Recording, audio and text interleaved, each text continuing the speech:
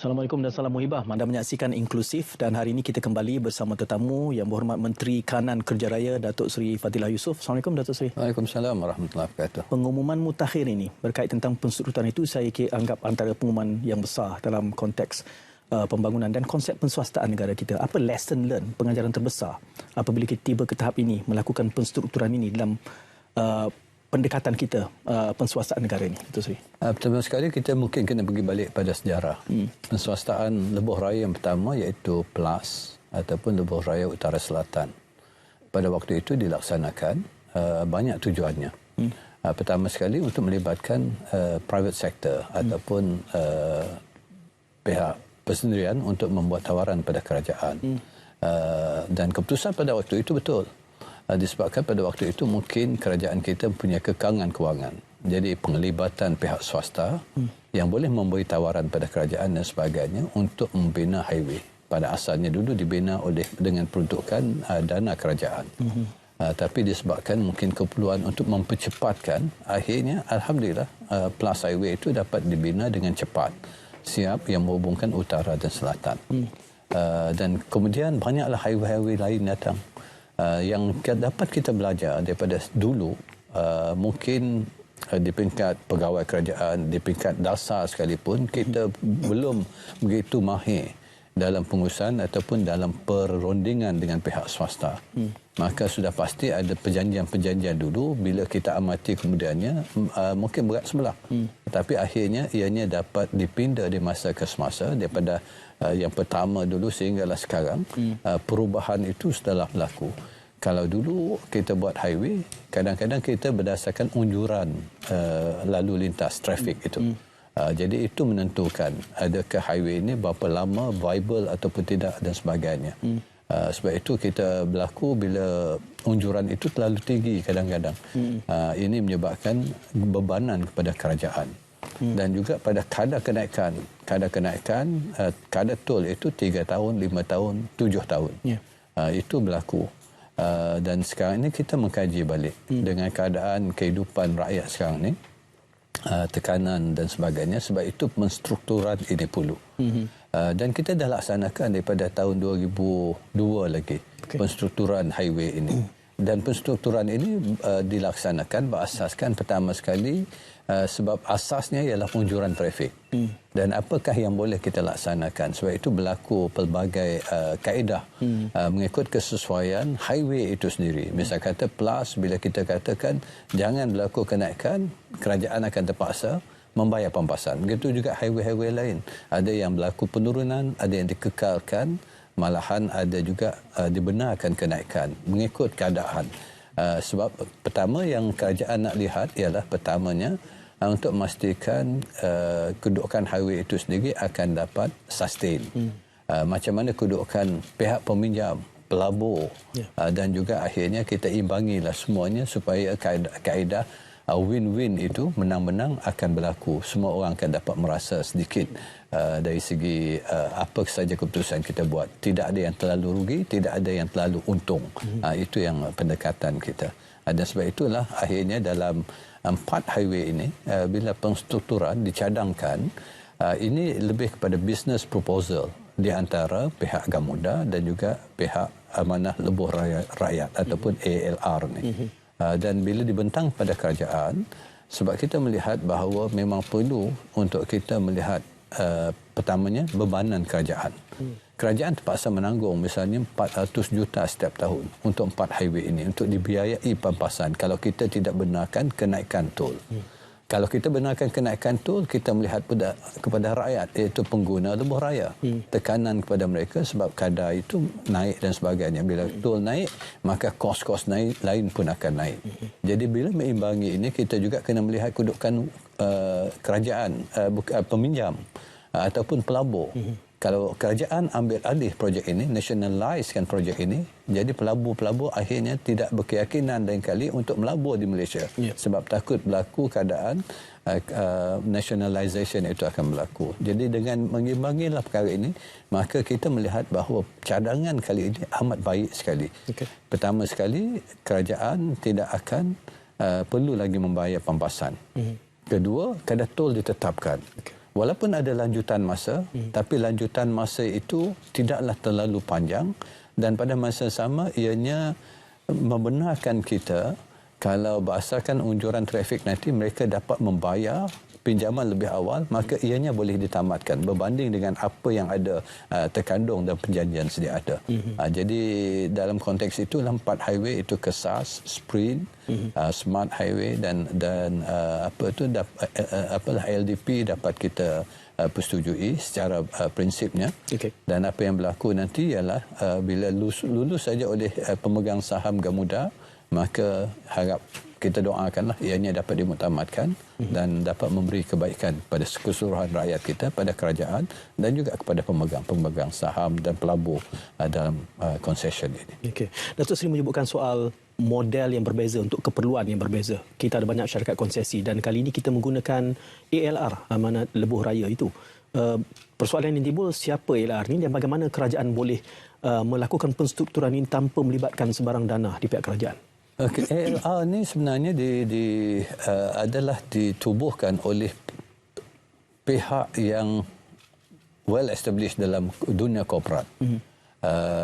Dan mereka ini ada latar belakang dalam bidang korporat, ada juga dalam bidang bank dan sebagainya. Apa yang mereka lakukan ialah bila mengambil alih syarikat konsesi ini, maka ianya tidak berasaskan keuntungan. It's not profit based. Sekarang ni kalau kita melihat konsesi, dia ada pelabur. Jadi bila ada pelabur, kita kena bayar dividen. Dan bila ini berlaku, maka sudah pasti elemen keuntungan itu akan ada. Tapi dalam amanah lebuh raya rakyat ini, dia tak ada elemen keuntungan lagi. Maka mereka akan mengambil pinjaman, di mana pinjaman akan diterbitkan melalui sukuk dan mereka akan membayar syarikat konsesi. Bila pengambilan alih ini berlaku, makna syarikat yang sedia ada, konsesi sedia ada, akan mendapat dividen lebih awal daripada pelaburan awal dulu. Dan yang mereka pula bila mengambil alih, mereka tak akan ada membayar dividen. Sebab itu akan terkandung dalam perjanjian itu nanti, seperti mana yang mereka cadangkan. Jadi bila tak ada elemen dividen, maka ianya akan hanya membiayai kos operasi, cost maintenance dan pinjaman, membayar balik pinjaman. Dan pinjaman ini bila diselesaikan lebih awal berdasarkan unjuran trafik, maka insya-Allah mereka akan dapat kembalikan highway ini lebih cepat pada kerajaan. Ataupun kalau tidak, maka maksimum tarikh yang kita tetapkan itu adalah tarikh mereka terpaksa selesaikan baliklah keseluruhan pinjaman itu akan ditanggung oleh amanah lebuh raya rakyat. Ada kenyataan menyebutkan bahawa ini juga memberikan penjimatan kepada kerajaan. Tadi ada sedikit Datuk Seri menyatakan, tapi rakyat mungkin tertanya di mana penjimatan ini kepada pihak kerajaan apabila penstrukturan ini dilakukan. Penjimatan itu akan timbul daripada bila tol dinaikkan. Kalau kita tiap-tiap 5 ke 7 tahun kita kena naikkan tol. Itu yang terkandung dalam perjanjian saya ada. Jadi jumlah kita kena bayar 400 juta. Dan kalau kita kira 400 juta ini untuk segala sepanjang tempoh, maka ianya akan menyebabkan kerajaan terpaksa membayar pampasan lebih kurang 4 lebih bilion. Dan dengan tiada lagi kenaikan, tak ada lagi bayaran pampasan, maka sudah pasti kerajaan tak perlu meletakkan apa-apa peruntukan untuk membayar pampasan ini. Ini yang dikatakan penjimatan. Itu pada penjimatan pada kerajaan. Tapi bayang pula pada penjimatan pada rakyat. Sebab tol sekarang ni kalau naik 5 ke 7 tahun atau hingga habis tempoh, penjimatan pada rakyat sehingga boleh sampai 100% sebab dengan kadar tol yang tetap itu. Pasal mereka tak perlu bayar pampasan tol yang lebih. Jadi itu pula penjimatan pada rakyat dengan jaminan bahawa operasi ini nanti dengan adanya extension itu, maka mereka akan dapat mengoperasikan dan maintainkan highway itu dari segi sudut keselamatan dan juga keselamatan pengguna. Itu akan termaktub dalam perjanjian. Datuk Seri, ini baru melibatkan 4 syarikat konsesi yang kesemuanya di bawah lembayung Gamuda. Dikhabarkan ada perbincangan lanjut dengan pemilik konsesi yang lain. Memang perbincangan ini melibatkan semua. Sebab itu kita memang mengalu-alukanlah semua syarikat untuk mengambil kira keadaan semasa dan datang berunding dengan kita. sudah pasti di peringkat kita sedang berbincang dengan Prolintas yang sudah juga telah memberi cadangan dan diharapkan kita akan dapat muktamadkan. Mungkin konsepnya berbeza sedikit sebab keadaan syarikat tu berbeza, highway-nya berbeza. Tapi nanti kita akan umumkan bila dapat dimuktamadkan, yang mana perundingan ini melibatkan Kementerian Kerja Raya, Kementerian Kewangan dan juga Kementerian EPU, iaitu Unit Ekonomi. Datuk Seri Mustafa akan terlibat dalam perundingan ini dan insya-Allah kita akan umumkan satu yang baik lagi untuk rakyat kita, insya-Allah. Ya. Datuk Seri menyebutkan soal keperluan yang berbeza, cabaran yang berbeza, konsesi yang berbeza. Kita juga melihat bahawa di waktu yang sama kerajaan sedang membangunkan projek pengangkutan awam MRT, LRT yang sangat ekstensif.